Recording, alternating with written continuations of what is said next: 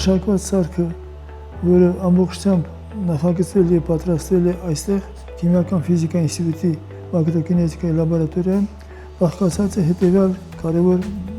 մասերից. մետաղյա ռեակտոր, որը նախատեսված է մինչև 20 մթնոլորտ ճնշման տակ չափումներ կատարելու համար, գազադոզավորման բլոկը, որը ապահովում է վակուումի եւ ճնշման տարբեր արժեքների տակ հետազոտության հնարավորությունը, իրենց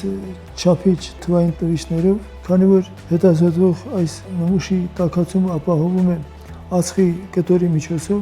այդ ածխի կտորի դիմադրությունը բավական փոքր է եւ նրա տաքացման համար բավական մեծ հոսանքներ են անհրաժեշտ։ Դրա համար հենց նախատեսված է ուժային տրանսֆորմատորը, որը մինչև 100 ամպեր հոսանքի համար է։ Սարքի ուղեղը, սարքի կարևոր մասը կառավարման բլոկն է, պրոցեսը նախորդ տրված արագությամբ ֆունկցիայով ապահովելու համար։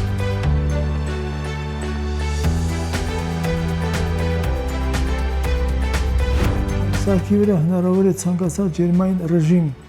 մոդելավորել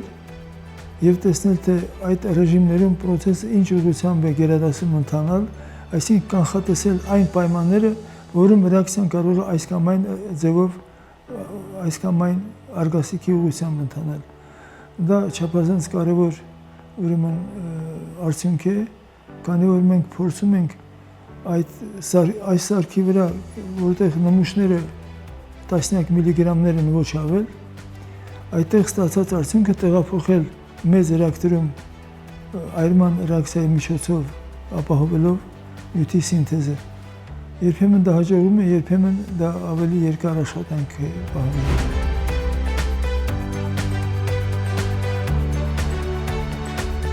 Սարքը միօրինակ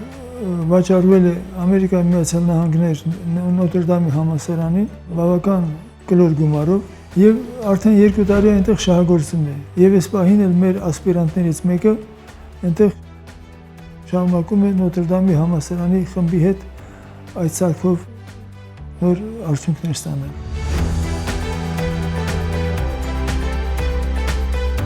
Մեկ տասնյակից ավելի համակարգեր ենք մենք հետազոտել մանրամասն,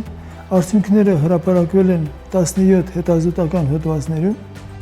այսինքն այդ 17 հոդվածում առնվազն ինչ-որ մի մասը աշխատանքի արվել այս սարքի միջոցով եւ